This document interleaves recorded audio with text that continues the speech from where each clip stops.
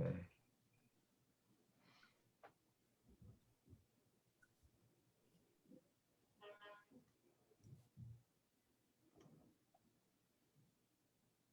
Welcome, everybody. Good afternoon. Good afternoon, Diane, and Christo, and Eugenia, Good afternoon. Liba, Yes. and Asher, and I'm sure more people are coming in.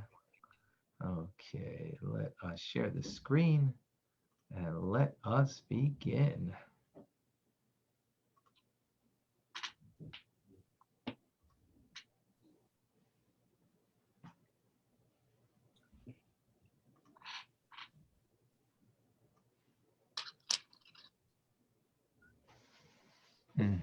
Okay. Beautiful. Okay. We are in the Rambam, the laws of brachas, of blessings, chapter 4. You have it in front of you. And let us begin.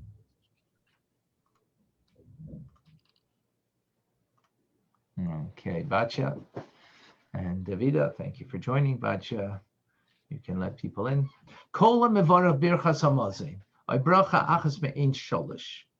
Anybody who makes who's doing the grace after meals, or the one after eating any cakes, it's called me'ein sholosh, the inclusion of three blessings. One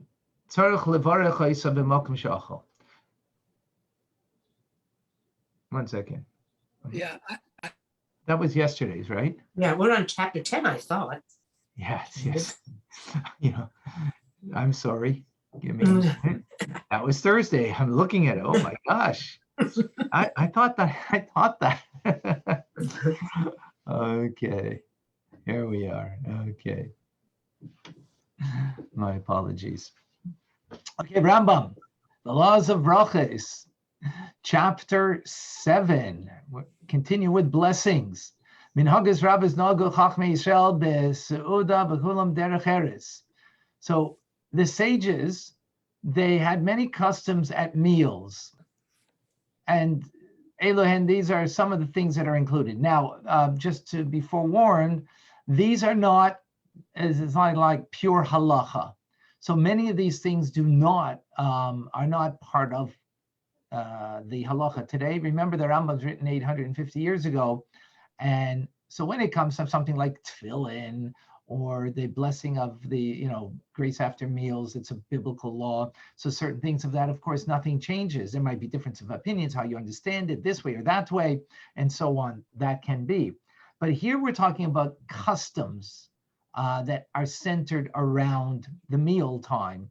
And these are not strict halacha, and therefore in Shulchan Aruch, in the Code of Jewish Law, and later codes do not discuss this because, again, these were the customs of the time. When you're coming to enter to the meal, the person of greater stature, he's the first one who washes his hands. And then they go all and enter and they recline. Back in the day, they ate in a reclined manner. They enter and they sit and they recline. And the person of greater stature sits at the head of the table. And the person who's second would be below him. And so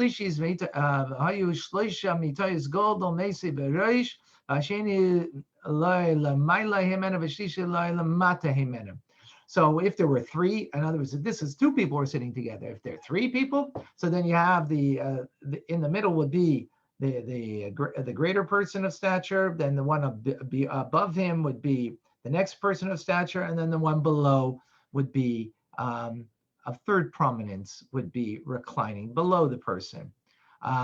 This is not something we do today. First of all, we don't recline. And secondly, this kind of procedure is not something that is that I shouldn't say that it's necessarily not at all done, but primarily it isn't something that's done. Again, that was a custom. Halacha 2.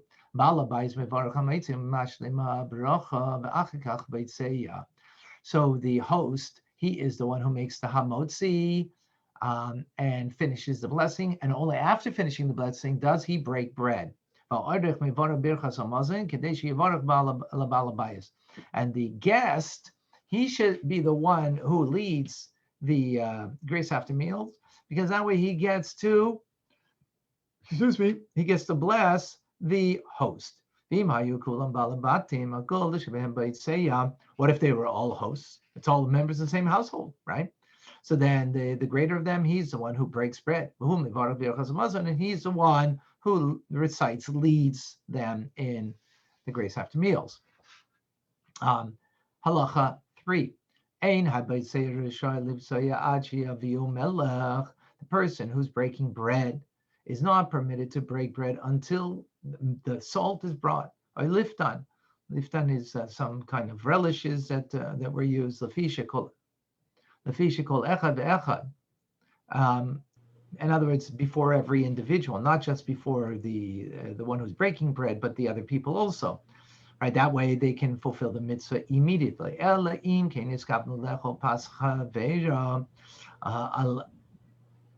Unless the intention was to eat bread by itself. In other words, back in the day, sometimes they would just break bread and they would eat with the relish or whatever, kind of dip. I guess it was dips back in the day, and they would the dips needed to be there so that way they can dip into it immediately. But if they're only eating bread, then it's not necessary. Again, the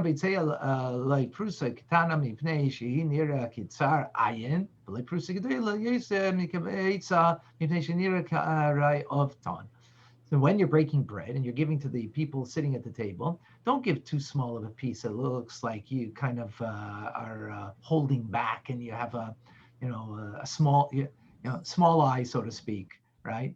And it shouldn't be too big that that you think, oh, this guy's a glutton, and that's why you're giving him such a large piece, right? Give something in between. On Shabbos, however, one should break a large piece. And where should you break it? You have a large loaf, so it should be in the place where it's baked more thoroughly, is the place. Because back in the day, this was what people enjoyed, that piece of the bread. So you shouldn't break bread in the place that you enjoy the most. Halacha 4. Mitzvah mina muvcha livtzoya kikar shlema. It's preferable that when you are breaking bread, it should be a complete whole loaf. Imaisa sham shlema shel sa'irim o prutza shel chitim o v'niach shlema b'seich prutza b'yitzei avshteihem k'dei sheyivtza mechitim o mi shlema. Now, what if you had a whole loaf of barley bread? It was whole, but you only had a piece of wheat bread, right? So you have the wheat bread is not a whole loaf, but wheat in the verse in the Torah comes before barley when the Holy Land of Israel is being honored or being extolled. So therefore, wheat has preference over barley because of the verse. But the wheat is only a partial loaf, not a whole loaf. So to take both of them together, and then cut from that you can break bread from both of them, because both have a unique value here. One whole and one being the first in the verse, and therefore more important. Now,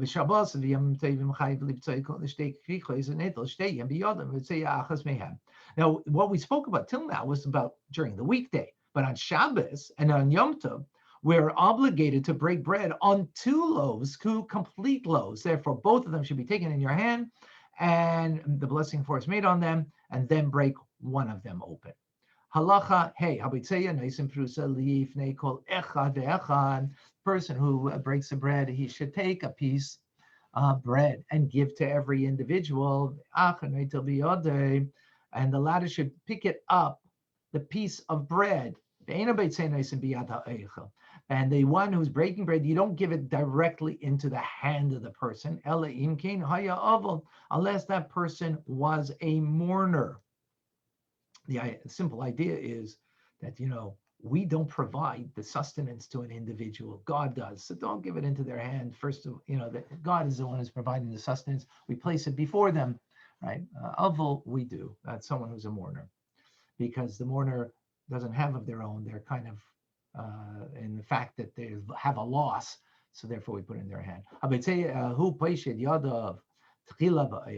The one who breaks bread, he extends and eats first. The way of the world is, of course, give to others and then you eat yourself. But no, you made a blessing on it, so you need to eat first before you are giving to others. And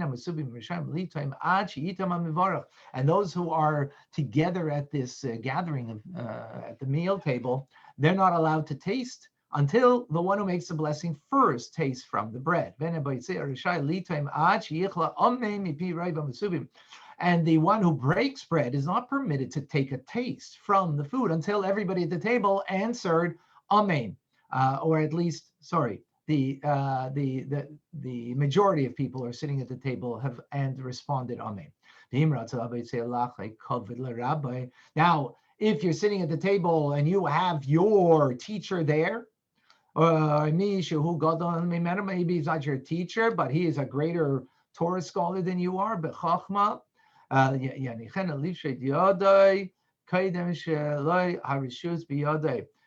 in that case, you can give to that person first before you take yourself, and that you have the permission to do so as such.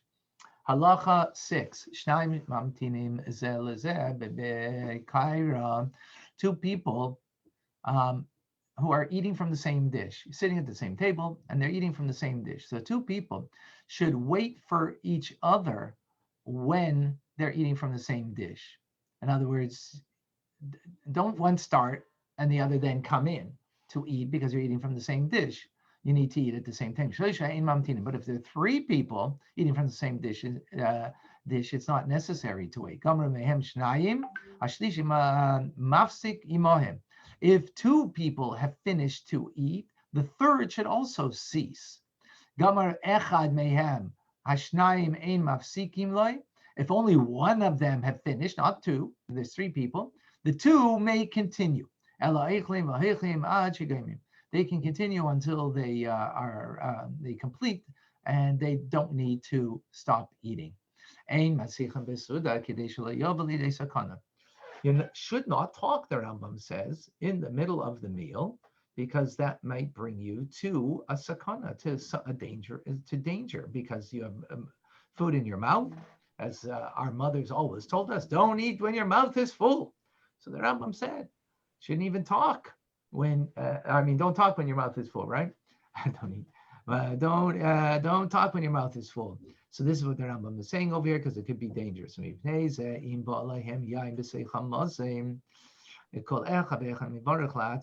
Therefore, when wine will come in the middle of the meal, and if you recall, we had this law already, everybody has to make their own blessing. Because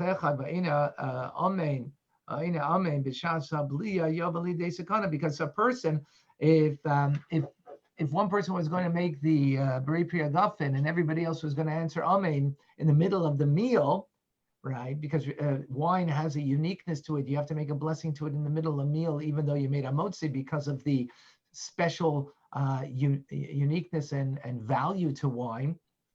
So if everybody was going to answer Amen, they might have food in their mouth, and it may be dangerous for them in swallowing, because they're going to say Amen with a full mouth. Won't be good. Might not be a good end. You should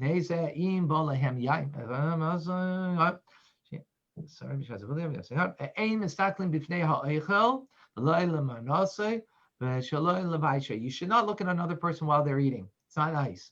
You're going to embarrass them. You shouldn't even look at their plate, right? Because you might embarrass them. Maybe they took a little too much and they're going to be self-conscious about it. So you should not look at a person when they're eating and not when they at their plate. An attendant who's serving the table, who's standing there taking care of the guests, does not eat with the people together. However, we need to have compassion to this person who is serving, and we have to make sure that that person tastes from every dish, from every serving, in order that that person should be settled and feel that that they are hungry and want to eat.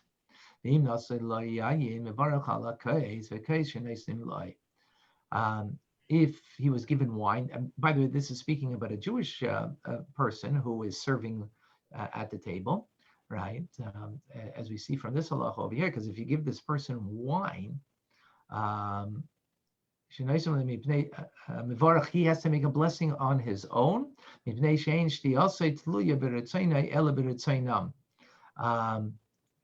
He should recite the blessing over. I'm sorry. Every cup that he gets, he should make a blessing over it. Bachi, if you have a moment to let in people, he should make the blessing over every single cup. If I made a blessing over wine right now, in 5 minutes, I don't make a blessing over it. The reason is because this is dependent on my will to drink it, and my will is maybe afterwards I'm going to have. So therefore, the next cup will be just as the first cup. But someone who's an attendant, a Jewish attendant, what he's given by the host, it's up to the host. He can't take food on his own, right? So therefore, if he was given one cup and then half an hour later another cup of wine, he has to make a blessing on that because he can't have in mind, because it's not up to him to have that, to take that cup. Halacha ches 8.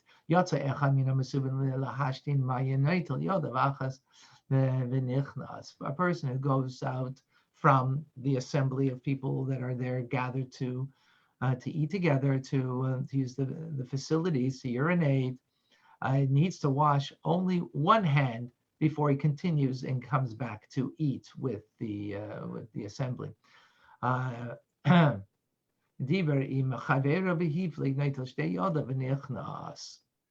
But if he goes out to speak with a friend and he remains outside, out of the assembly of the people that are eating together, for some extended period, then he comes back in, he needs to wash both hands. So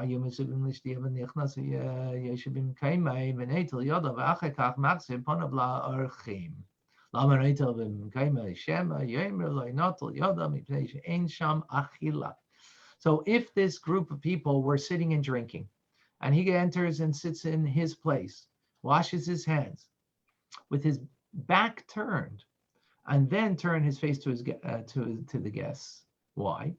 Why should he wash in his place? So that the others will not say that he did not wash his hands because bread is not being served. So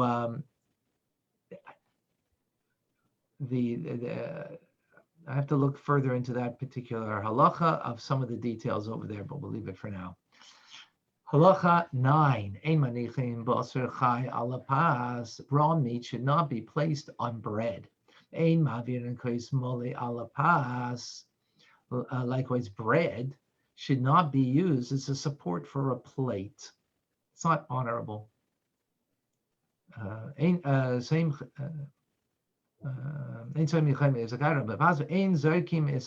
don't throw bread either. It's not honorable to the bread. So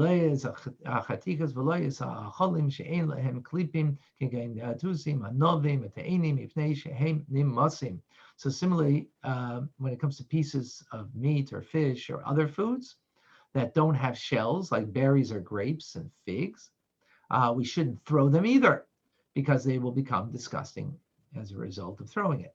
If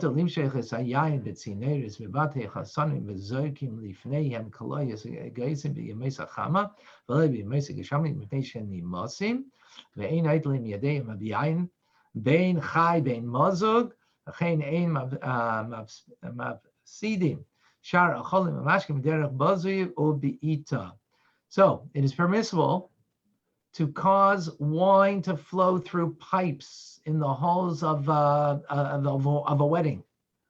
And roasted grains and nuts may be toasted at the bridegrooms in the summertime, but this isn't permitted in the winter because they will become disgusting. There's some kind of system, I'm not exactly clear on what they did by the weddings, that dealing with wine, causing it to go through these pipes, and the roasted nuts being tossed. Again, the point over here, if it's something that is not honorable to food, we're not allowed to do it. If it is honorable, it's okay. Well, we should not wash our hands with wine, whether it has become mixed with other waters. Similarly, we may not spoil any other food or beverage, because that is a disgusting thing to the food, and we need to again be honorable to it. Halacha 10. Also,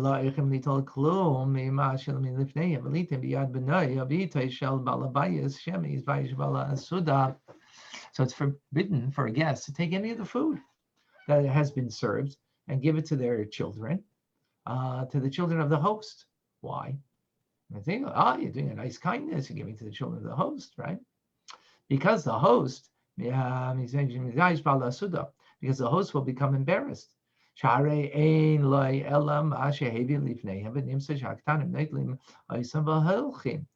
going to be embarrassed because all he had what he had served, and now the children took it away. And you have to think back in the day, people weren't that wealthy, and what was on the table might be all there was. And now if you're taking it and giving it to his children, even though it's his children, but now for his guests, he doesn't have anything to replace it. He's going to be embarrassed, so don't do that.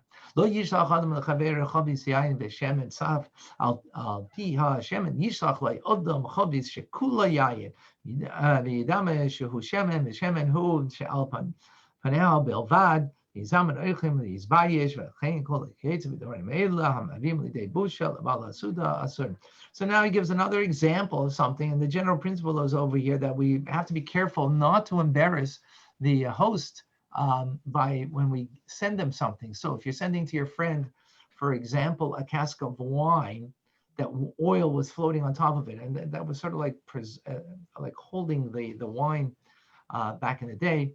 But why shouldn't you do that? Because when you send your friend a cask that is almost entirely wine, but only a small part of oil on the surface, so the person who received it, he's unaware of the contents. He might think that this is fully really oil, and he invites guests with an invitation to serve them bread with oil. That was one of the feasts back in the day. And what is it? Very little oil, and it's really wine. And he becomes embarrassed because he opened up the barrel and he finds very little oil and mainly wine. So again, the principle over here, and that's the main thing over here, is not to do something that might embarrass an individual. Halacha 11.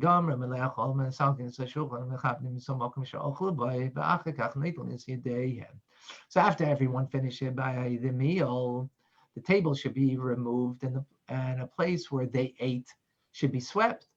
Afterwards, those that are gathered over, they should wash their hands, as we mentioned earlier in yesterday's class, of washing your hands before you do grace after meals.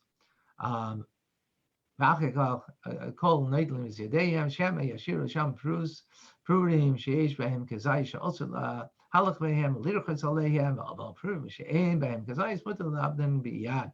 this practice should be followed because there's pieces of bread that are size of a kazayas, an olive, which is a sizable amount, like one piece of bread, a whole slice of bread, that is found on the floor, right? From eating, things fall on the floor, and it's forbidden to walk or to wash over these pieces that are large. If, however, the pieces are smaller than a size of a kazayas of an olive, a slice of bread, it's permissible to destroy them intentionally. Halacha 12. Now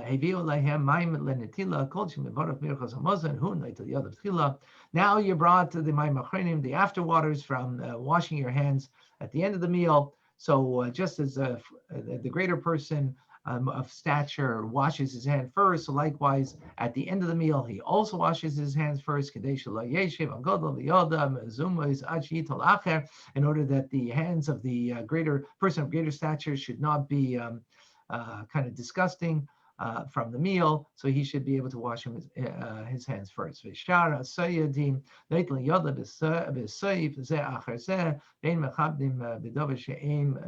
מכבדים בידיים הזעומות ולא בגשמים ולא בדרוכים ולא בפסח הרוי למזוזה ולשעת כניסה.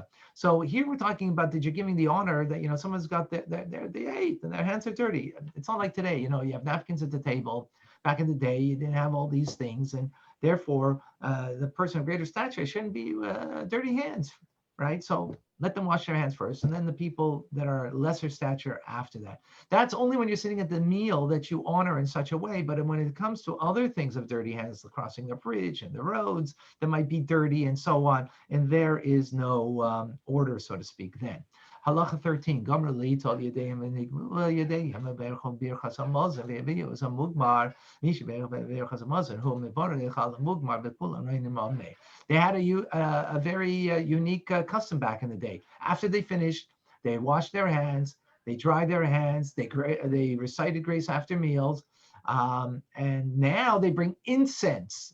They had a burner that they brought in incense to bring a nice fragrance into the room.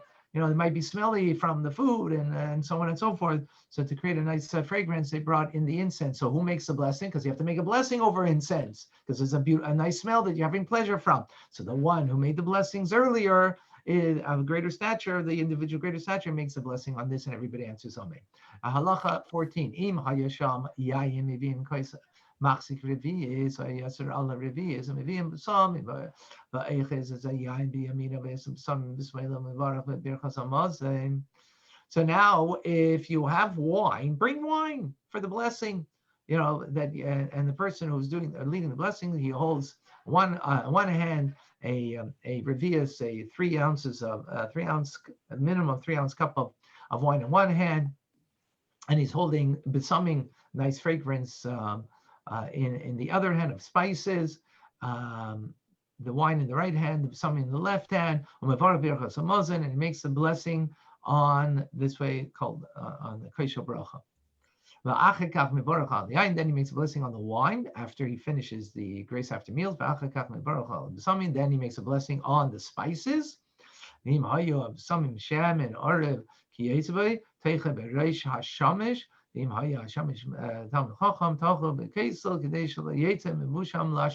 So these spices were fragrant oil or something similar to that.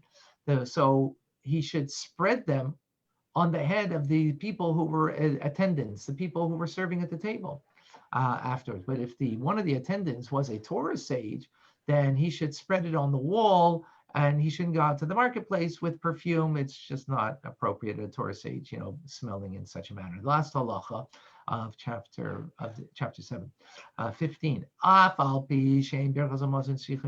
Even though you don't have to make the blessing of grace after meal with wine,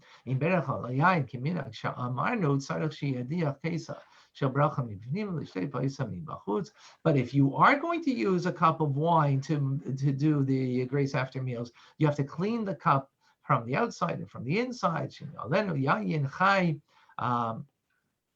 And it should be filled with undiluted wine. And then when undiluted wine means a powerful wine that, today all wines are somewhat diluted, but back then it wasn't.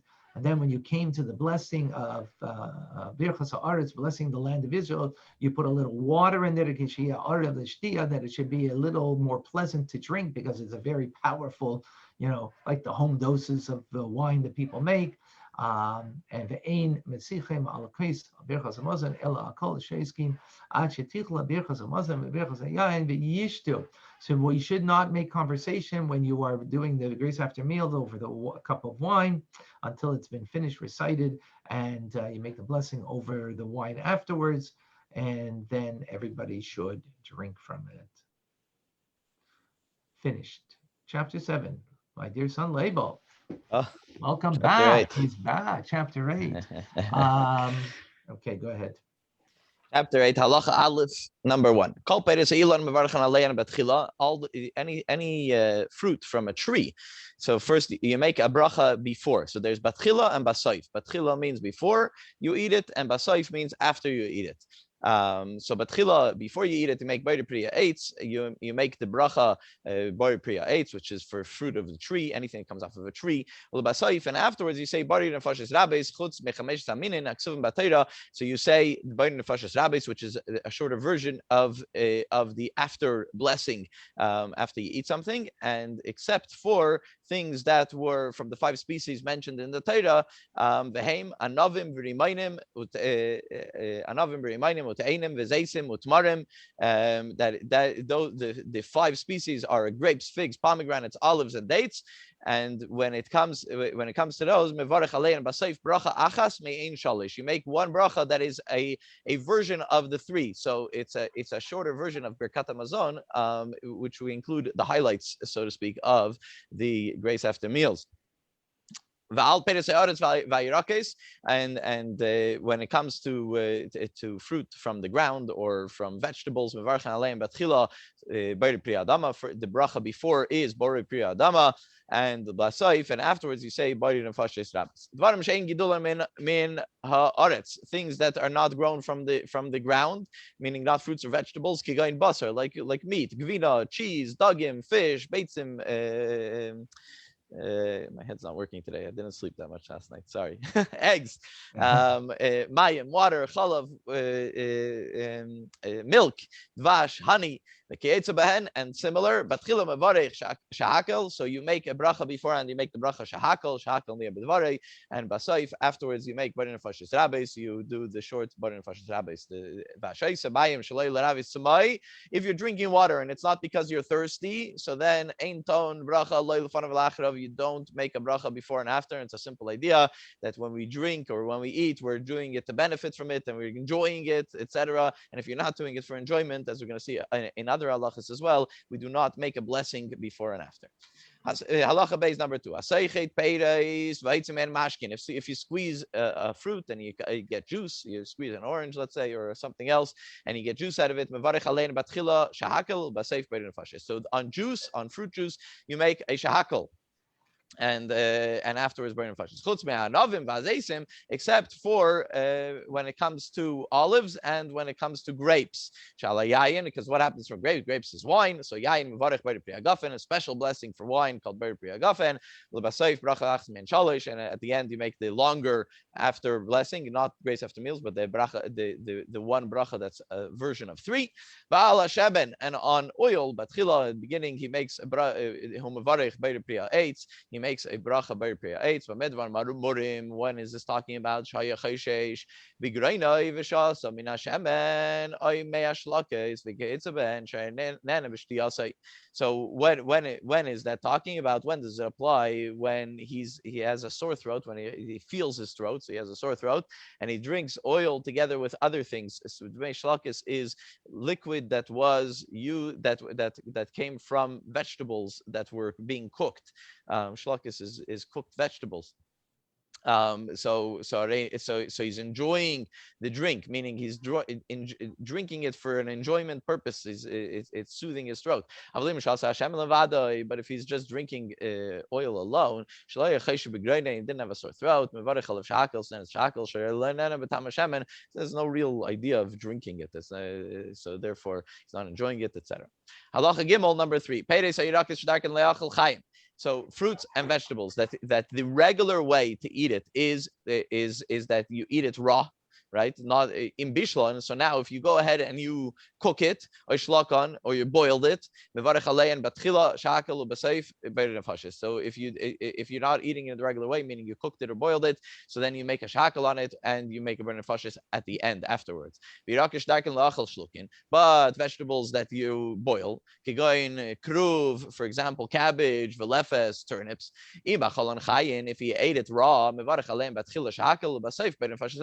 so he's he's not eating it in the proper way. So in the beginning, beforehand, he makes a shackle, and afterwards makes butter and fash Shabbos. If he cooked it or he boiled it, so then that's the proper way to eat it. That's the way we eat those vegetables. So then you make a beir pri adama before the basayif, and afterwards butter and fash Shabbos. You make butter and fash Shabbos. Things that you usually eat raw, umevushalin, or you can eat cooked. So whether you ate it raw or cooked, so before you eat it, you make the proper bracha for it. If it was fruit from the tree, you make a beir pri eitz. And if it was fruit from the ground, you make or vegetables, you make the bracha borei pri ha'adama. Halacha dalid number 4. Yirakis, vegetables. Shadarkan, leishalek, that usually you boil it. Shlakon, and you went ahead and boiled it. So now the liquid that's together with these vegetables, they become part of the vegetables, and you make a bracha on them.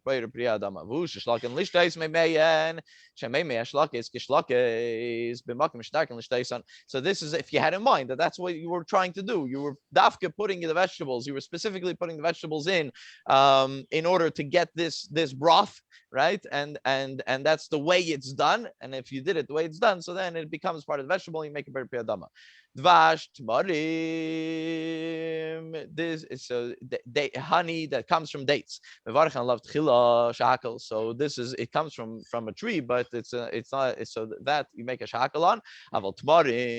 But when it comes to dates, that you take that you took by hand and you and you opened it up, you took out the pits, and you made it as some sort of dough. You make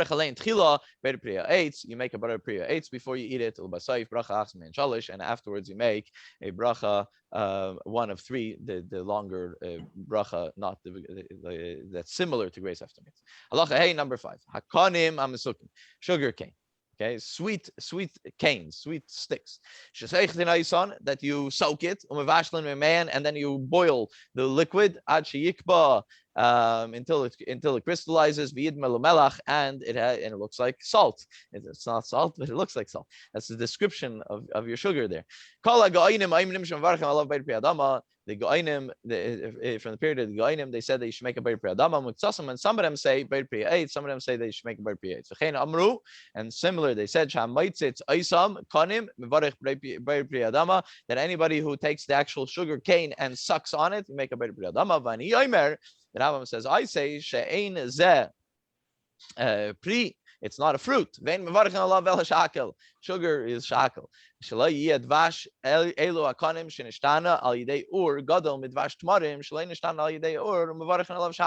That basically it's being changed a lot, right? It's being changed from a sugar cane into sugar. And we already said that when it came to dvash konim, when it came to the honey dvash tmarim, when it came to the honey that came from dates, on that we make a shakel. So this shouldn't be different than the honey that comes from dates, and therefore you should make a shakel on this as well. Halacha vav number 6. Hakor, the stalk that's on the top of a palm tree. So this is something that we get in a can, right?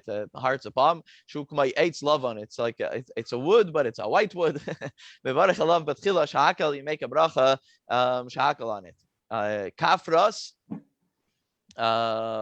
which is petals from a caper bush, petals from a caper bush. So you make a beir pri adama, even though it's coming from a tree, but it's not a fruit, and therefore you make adama. And berries, certain berries, caper berries. This is the fruit chains, that it is similar to dates. Tmarim dakim, small dates, ktanim, mevarech aleim beir pri eitz. On those you make a beir pri eitz. Halacha zayin number 7. Pilpulin, peppers, vazangvil, and ginger. When they're fresh, they're not dried out, they're fresh. You make a ber pri adama. Avivation, if they're dried out, you don't make a bracha. Because it is considered a spice. You don't make a bracha on a spice, you make a bracha on the food that you put the spice in.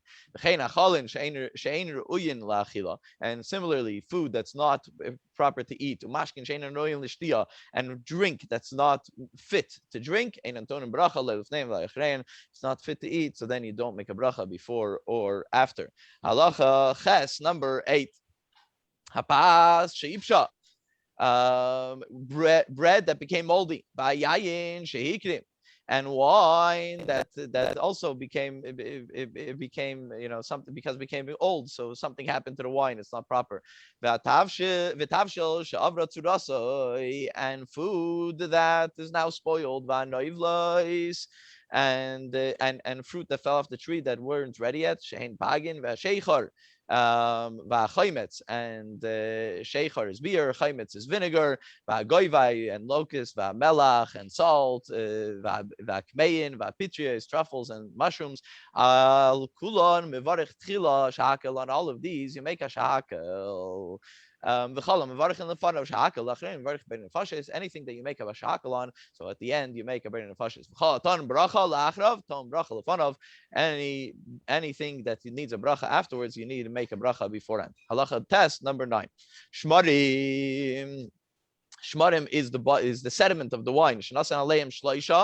That you poured three measures of water on it. Three times the shmarim, you put water on it.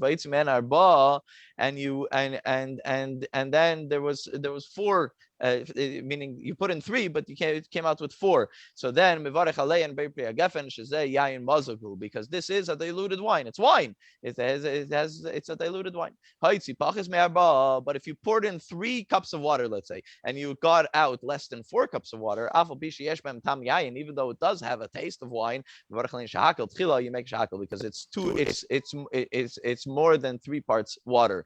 If it's 3 parts water to 1 part wine or more, so then it's considered to be wine. Halacha Yud, number 10. So if you took an apple, for example, if you took a fruit from the tree, and by mistake you made a bracha, which means it's a fruit from the ground. It comes from the ground, right? Even though it comes from the ground and from the tree, but it comes from the ground. But if you made a bracha on fruits from the ground, it's lo yatsa. So so the first case you were yatsa, it was proper, you did it properly, meaning that if you made on something from a fruit tree, you said bor pri adama, it's okay. But if you made a bor pri eitz, this is fruit from a tree, and it was on a fruit that comes from the ground, then it's not good enough. And anything that you eat, if you made a bracha shahakal niya b'dvarei, you were yaitza, it's okay. Va'afilu ala pas v'ala yayin, even on bread, even on wine. Halacha Yiralef, number 11. If you took a cup of beer in your hand, and he started the bracha, he said Baruch Atah, and he had in mind that he's going to make a shakel. And he made a mistake, and he ends off with Beir Pri Agafen. So the halacha says that ein machzirin, you don't push him, you don't send him back. You don't say, oh, 1 second, go back and make a shakel. And also if you had fruit from the ground and he started making the bracha in order to make a Beir Pri Adama, and he made a mistake, and he said Beir Pri Eitz, also in machzir. You don't return him. And also if he had something in front of him, shall dogon, that's made out of grain, and it was a piece of cake, he was going to make a Beir Mizainis on it, and he made by mistake, it's okay. Because when he said Baruch Atah Hashem Elokeinu, when he mentioned Hashem's name, when he mentioned God's name, and Hashem's kingdom over the world. That is the most important part of the bracha. He had in mind to do the proper bracha for the thing that he was going to eat. And the main part of the bracha, he didn't make a mistake. Even though he made a mistake at the end of the bracha, yatsa, he is yatsa, it was proper, and you don't return him to the beginning. Halacha Yud Beis, number 12. Call a bracha, so elu, all these brachas, im nistapik loy bahem, im beidach loy beidach. If he wasn't sure if he made a bracha or didn't make a bracha, in a chayzim mevarech loy betchilav loy b'seif. If he made it, he has a suffix bracha. If he's not sure if he made the bracha, whether it's the beginning bracha or the end bracha, before eating or after eating, he doesn't go back, he doesn't do it again if he wasn't sure if he did it. Because it's a rabbinic command to make these blessings. If he forgot and he put something in his mouth and he didn't make a bracha and it's in his mouth, if it was liquid, he should swallow it, and he makes the bracha at the end. What if it was a fruit? If he's going to spit it out, it's going to be disgusting, right? It's not, and it gives an example. If it was strawberries or grapes, once I guess you bit into it, right? So you can't spit it out. So then he says, put it into your mouth, onto one side of your mouth, and make a bracha, and then he swallow it. What if it doesn't get disgusting, doesn't become disgusting? Can I pull him bafunim like beans or peas? Pelton mipiv. So then he should spit it out from his mouth until he makes a bracha, upiv ponoi, and an empty mouth, and then he should eat it. Halacha Yud Gimel, number 13. If he had a bunch of things in front of him to eat, if they were all the same bracha, so he makes a bracha on one of them and he patters the rest in, and he doesn't have the obligation. He fulfills the obligation on the rest. He makes one bracha on everything in front of him. If the brachas aren't equal, they're not the same bracha on all of the things in front of him. Makes a bracha on each one of them. Oh, okay, good. Am I muted? No, you're good. And if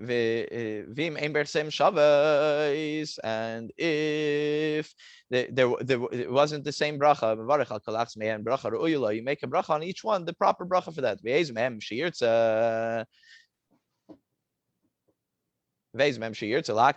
And he chooses what he wants to make a bracha on first. If he doesn't want this one more than this one, if one of the things in front of him was from the seven fruit that the Eretz Yisrael, that the land of Israel is blessed by, so he makes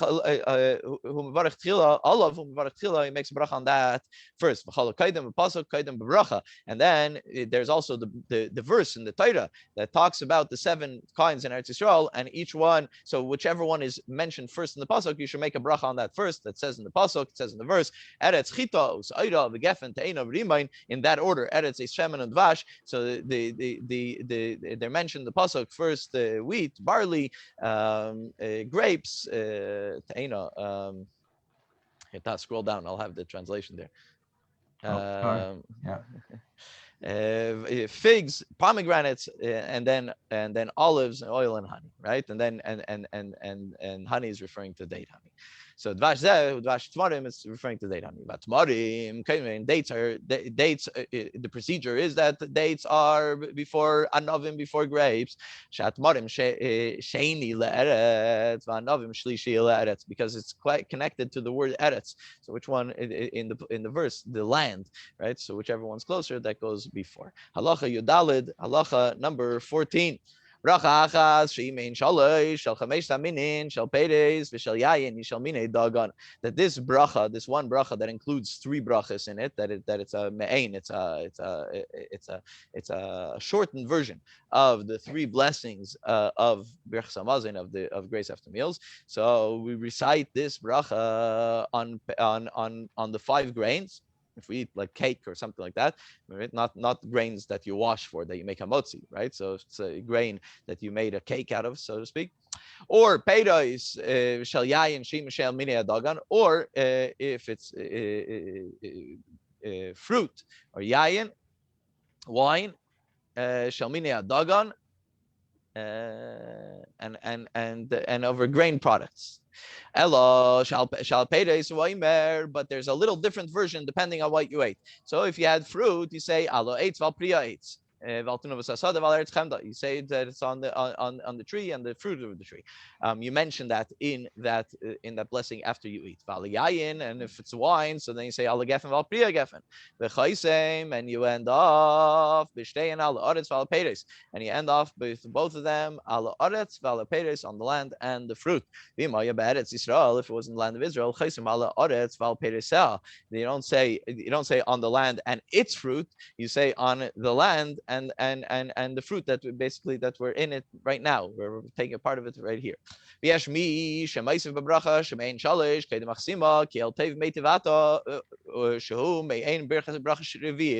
some add because we said that it's a part of, a little part of the first three blessings of grace after meals. Some add another line that make it into a part of the fourth bracha, because as remember we spoke about from the grace after meals, it's 4 blessings. But the fourth blessing is rabbinic, so some people add that part. But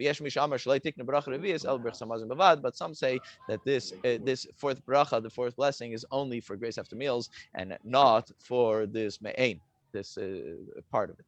Halacha Tesvav, number 15. If someone drank wine and he ate dates, and he ate some sort of thing that was made out of the 5 grains, one of the 5 grains. So he says afterwards, the bracha that he says afterwards, the blessing he says after eating is Baruch Hashem Elokeinu Melech Haolam, ala mechia, ala kakala, ala gefen, val priya gefen, val eitz, val priya eitz, val tunus hased, val eretz chemda, meaning that we mentioned the previous halacha, that it slightly differs depending on what you ate. If it was fruit, so you say al eitz val priya eitz. If it was wine, so you say al gefen val priya gefen. But what if you ate all of them? So then you mention each one of them. And you end off Baruch Hashem al Eretz val Michya val Peiros, and you end off also mentioning the different things that you ate. Halacha 16 Tazayin Avol imachal basar v'shasa yayin. If he ate meat and he drank wine, mevarich basayif al zeh b'fnei atzmai val zeh b'fnei atzmai. So you do each one individually. So you're saying the ala Michya, and then you say the other one. You say Bari nefashis. Bari nefashis. Yeah. Achal teinim. Get some sleep afterwards. Shabbos, especially you can't learn tomorrow afternoon. If you ate figs. Huh? Or eat some figs. Or eat some figs, exactly. Yeah. If you ate figs, navim, or grapes, v'tapuchim, and apples, v'agasim, and pears. If you make a bracha at the end, bracha achas main shalish, you do this main shalish bracha, v'hikaileles akol, and it includes everything. Pnei shekulam peiros ha'etz. So you say al eitz val priya eitz because it includes all of these fruits. V'chein kol kitz was even though you would make on the pears, you would make bari nefashis. So you don't make 2 separate, you make just the one. Right. Beautiful, beautiful. Thank you. Oh, he traveled and taught, and now came back and continues. Powerhouse. Thank you. Yosef. Pleasure. Yes, welcome to Town Label. Welcome back to our town. Yeah, it feels as hot as LA today. He was in your town called the United States of America. Yeah. Now he's back in our town. You smuggled your way in. Now the borders are somewhat open. Canadians can come and go. Baruch Hashem. Yeah. All right. We're holding here by chapter number 9 of brachos, blessings. Let's start with 1. Just like you're not allowed to, it is forbidden to benefit from any food or drink before you make a blessing. Likewise, you should not be benefiting from any good smell without a blessing. In case of Mevarach Areach Tov, what blessing do you make? If the smell comes from a tree or the produce of a tree, so then you make the blessing Boire Atzei B'samim. Best is who created the fragrant trees, If it was an herb, or something from the herbs, then you make the blessing Isvei B'samim, is who he created fragrant herbs. If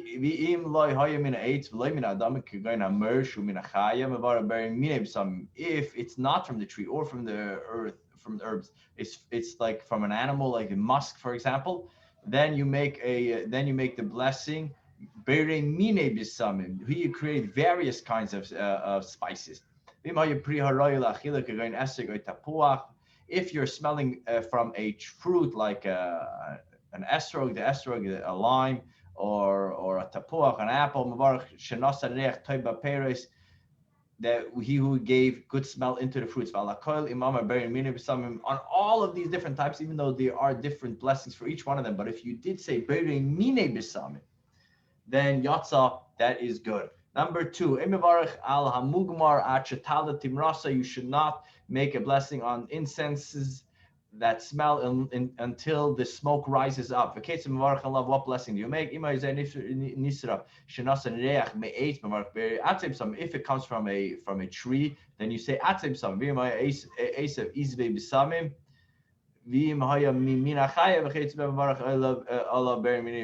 comes from the herbs, then you make isvei b'samim, and if it comes from an animal, then you make mine b'samim, like we mentioned earlier. Shemen shel aparsamite, oil from balsam oil. Then you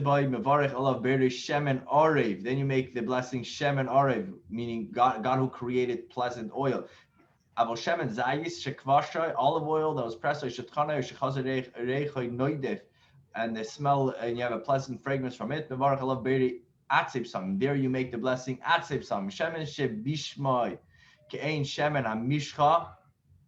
oil in which the spices were mixed, like that it was done, the special oil that was done for anointing back in the times of the Holy Temple. You make the blessing if you brought in front, if you have oil and myrtle branch, you make a blessing on the hadas and the myrtle branch, and that includes the oil. Because it's one blessing for both, which is the Atzei Psamim blessing. Number 4, boisem shu eitz, boisem shu asev. If you have in front of you a fragment that comes from the branch, the tree, or that comes from the herb, one blessing is not good enough for both. Make a separate blessing for each. If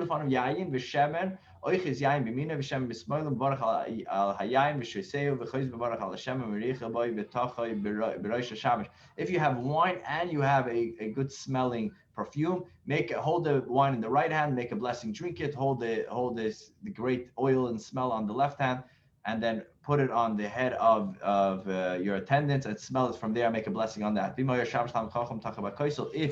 If your attendant was a Torah scholar and it was befitting for him, then put it on the wall and smell it from there. Number 5,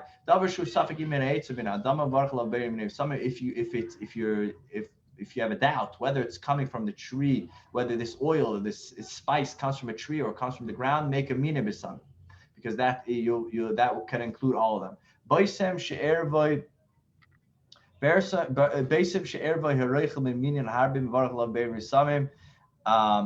Someone that created various kinds of spices and made like kind of a mixture out of it, so there's all different types, just make a beri mina b'samim.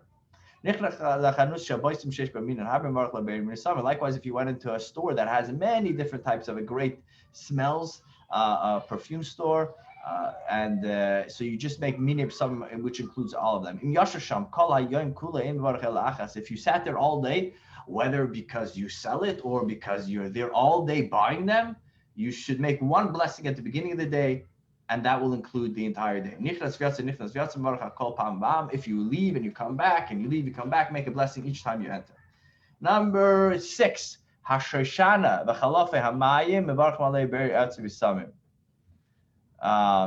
lavender requires the blessing, or I think a Shoshana is roses, like good smelling flowers. Then you have to make a blessing. Beri atzeb samim. Nargis shalgina, lilies that are raised in the garden. You say beri atzeb samim. V'shel sada, but if it was grown in the field, beri izvei samim. That's when you say izvei samim. Havered, umei havered, v'halvoina, v'amatise v'chitzbem, beri atzeb samim. Roses and rose water and rock roses require the blessing of atzeb samim. So I guess Shoshana is not a rose. Vered is a rose. Yeah. Shoshana is a different type of a different flower. A different type of flower. Not familiar. Number 7. There's 3 types of great smells that you do not make a blessing. If it's a pleasant fragrance that is forbidden, and if it's a good smell that is there in order to take away a bad smell, and a pleasant fragrance that was not prepared with its intent for smelling. Now we're going to get into details. What does that mean? Ketzah. A fragrance of idol worship, of samishal erva, minarayis, or if you have a woman whom sexual relations are forbidden to you, and she has a perfume on her, and so therefore you're not supposed to smell it. And so you don't make a blessing. So that is fragrance that are forbidden. But now fragrance that are now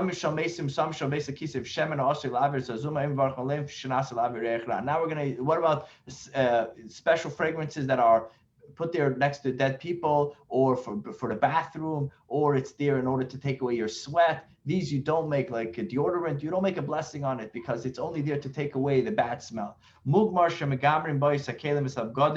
And also incenses that is burned in order to perfume clothing or utensils, you put up that it puts up a good smell into it. You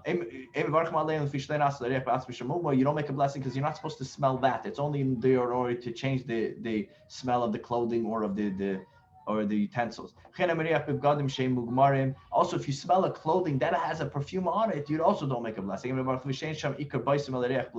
Because there you do not, the fragrance substance itself is not present. You're only smelling the outcome of it. And therefore, because it's not there, therefore you don't make a blessing. Number 9, the final one for today. You should not make a blessing over spices that were used for a Gentile party that was used in order to serve idols. Because they're usually done for idol worship. If a person smelled a pleasant fragrance while walking outside in the city, if most of the city were Gentiles that serve idol worship, then don't smell. But if it was you're in a Jewish neighborhood, then you can make a blessing. If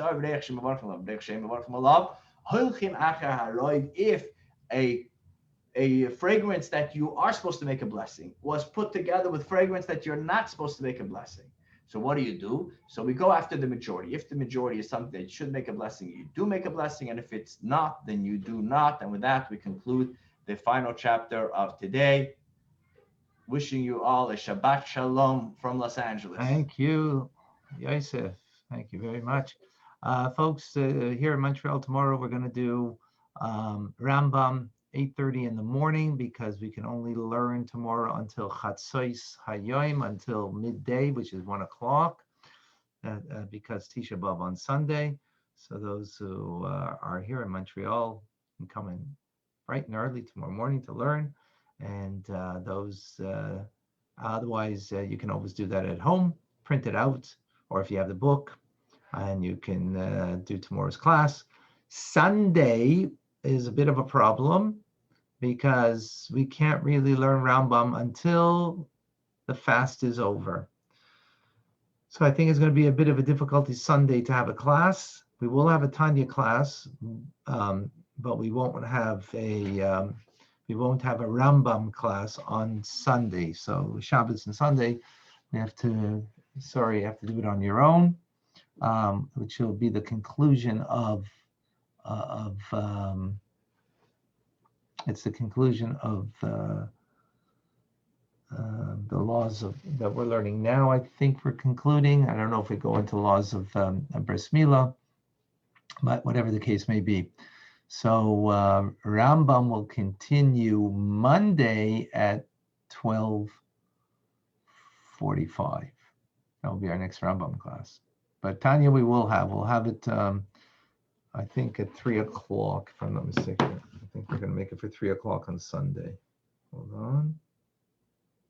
2:30 on Sunday, but we'll send out notices. Any questions, any comments, any thoughts? A lot of details over here. Amazing to see, this means the importance, of knowing what we're eating.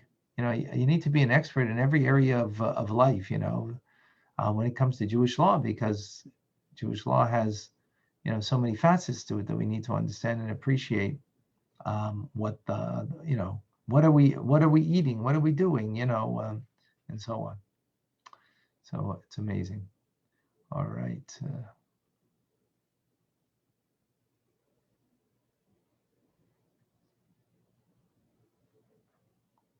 All right. Any questions? Any comments? We're good. Amazing. All right. Asher, you had a question? No, I was just going to thank you again for y'all are making a tremendous commitment, and the team is working. It works. Yeah, thank God. It's amazing. Yep. Yeah. Well, thank you very my wife raised good children. Uh-huh. I Credit just to have her. one quick question. Yes, Denny. It was said earlier that if food is not fit to eat, there are no blessings. However, it mentioned there are blessings if the bread is moldy and if there's a film over the wine. I would have thought that those would not be edible.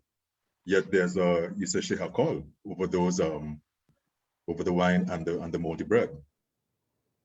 So I found that was a bit of a Right, I have to take a look at that. I don't recall. yeah, I think that was number 8. I think Label was the one who was doing that.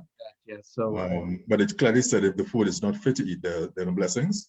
But if the bread is moldy, it says Shea Hakol. If there's a film over the wine, it says Shea Hakol as well too. And that was number 8. yeah. Okay. Sorry, Chian, we need to look into that. Good question. Good question. We will look into it. Any other questions? Thank you, Denis. All right. Thank you, folks. Have a wonderful Shabbos. Okay. well. Shalom. Be well. Thank you. Okay. Thank you, Thank you. Rabbi. Thank you all. Have a wonderful day. Good Shabbos. Thank you, Rabbi Fine. Thank you. Be well. Thank you so very, very much.